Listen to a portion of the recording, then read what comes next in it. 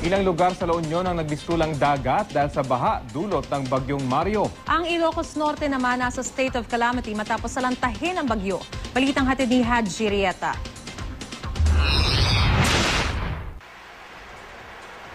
Mga natuklap na yero at nagtumbahang puno ang iniwan ng bagyong Mario sa Lawag, Ilocos Norte. Matinding napuruhan ng buong probinsya nang umakyat ng bagyo panorte. Matapos manalasa sa Kamaynilaan noong Biyernes.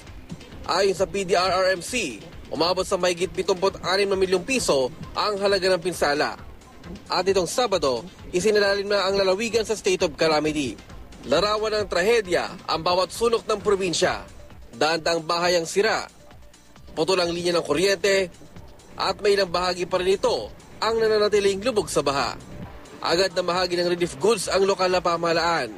Pero ang gobernadora na mismo nagsabi, matatagal ang pangrehabilitasyon dahil matindang pinsalang dinala ng bagyo. Animoy dagat na may mga isla na ang itsura ng bayan ng Luna at Bangar sa La Union dahil sa bahang dinala ng bagyong Mario. Umabot ng hanggang dibdib ang baha sa ilang barangay. Ang highway di pa rin madaanan dahil lubog din sa tubig. Dalawa lang naitalang nalunod at may isang pinaghahanap pa rin. Daan-daang pamilyang nagsisiksikan ngayon sa mga evacuation center. Baka sa pangamba sa mukha naman nagsilikas dahil hindi raw sila tiyak kung paano babangon at magsisimula muli matapos ang delubyo. Haji Rieta, GMA News.